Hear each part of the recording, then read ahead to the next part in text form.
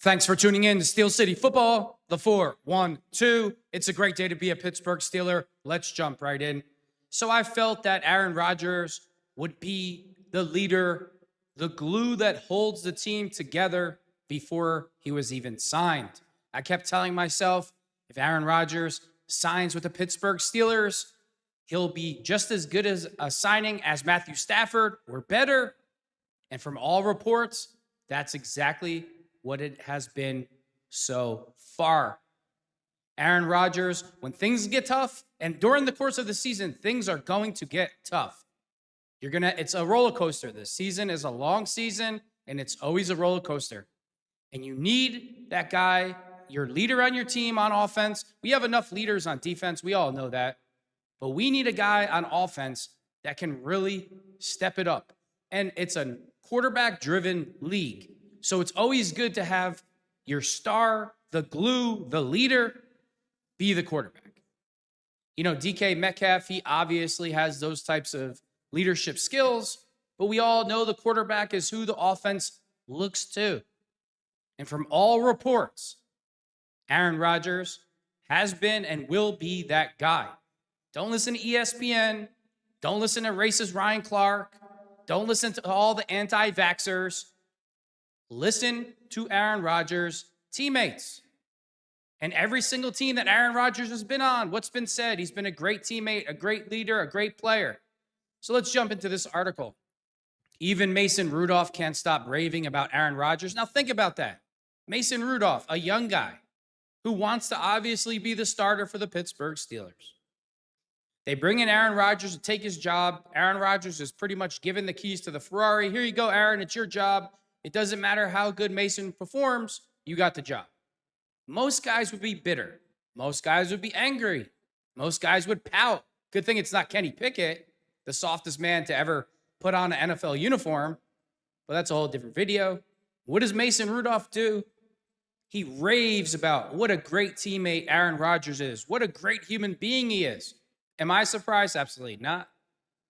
But if you get your information from ESPN, you're going to be absolutely shocked. Mason Rudolph went on to say, I have to temper my warmth because I have a buddy send me a video and said, bro, your eyes are glazing over talking about Aaron Rodgers. Rudolph told 93.7 The Fan after practice on Saturday. It's been great. He's been very helpful and just friendly and open to questions. Mason, don't worry about it. You're not the only one that has a bromance with Aaron Rodgers. I have a bromance with Aaron Rodgers. Coach Tomlin does. You're not the only guy, so don't feel guilty. Let's listen to Mason Rudolph with the stash. I have to temper my warmth because I had a buddy send me a video and said, bro, your eyes are glazing over talking about Aaron Rodgers, so relax, take it easy. But it's been great. He's been very helpful and just very friendly and open to questions. I mean, I think that's hysterical. You know, you could tell it's genuine. There's no hard feelings there about being replaced automatically by Aaron Rodgers. And what a great position to be in for the Pittsburgh Steelers. You know, the Pittsburgh Steelers for years, when they would have Ben, they would have Charlie Batch, they always had great backups. Byron Leftwich was another great example of this. And the Pittsburgh Steelers are in a great position with Aaron Rodgers and to have a real solid quality backup in Mason Rudolph, who could easily start for the Pittsburgh Steelers, who played outstanding against the Buffalo Bills in the Steelers' loss in the playoff game. Remember, we didn't have TJ Watt. We didn't really run the ball well. He played an outstanding game against arguably the best quarterback in the NFL, Josh Allen. Some people disagree. Some people will say he's that guy. Whatever, you get the point. But what a great position to be in for the Pittsburgh Steelers. We got two quality quarterbacks. We got a stud receiver in DK Metcalf. You have Jalen Warren and then Caleb Johnson. We have a room full of tight ends. There's 4 or 5 of the guys that can really play. What's the big question mark? Of course, it's Broderick Jones. He's always the question mark.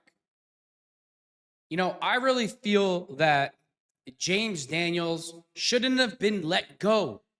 The Pittsburgh Steelers should have let Broderick Jones go. And I think this decision is going to be a thorn in the side the entire year for Aaron Rodgers and the Pittsburgh Steelers. Look, it's not a personal issue. You put on the tape and you see Broderick Jones in his stance. He has no clue what's going on. And then when he has no clue what's going on, he just whiffs on the play. And he does it routinely. And anytime there's listen, I know you're going to say, oh, well, it's easy for you to say. If you're an offensive lineman and you don't know what to do, guess what? As soon as you see a guy in another colored jersey, opposite team, if you don't know what to do, hit him. What does Broderick Jones do? He does nothing. Absolutely nothing on the play. So it's just mind-blowing. I don't care. I don't want to hear he's a first-round pick. The business part. The Steelers always seem to learn too late when it comes to players like this. George Pickens, listen, I don't want to get into all that. But I don't know why I was forgetting. James Daniels, phenomenal. Last year, when they were thinking about cutting ties with somebody, it should have been Broderick Jones. You keep the guys that can play. You keep them. You don't get rid of them. You don't let them walk out of the building. Aaron Rodgers is a master of the quarterback position, so he knows that Broderick Jones is liability. He knows he has to get the ball out of his hand, but I'm just not high on Broderick Jones at all. He should have been gone. Troy Fontanu, from all reports, he's been playing outstanding, but he needs to make it through a season without getting hurt. This goes back to his college days where he has trouble staying healthy the entire season. Two most important positions on the team, both offensive tackles. And from all accounts, Broderick Jones is still not ready to play.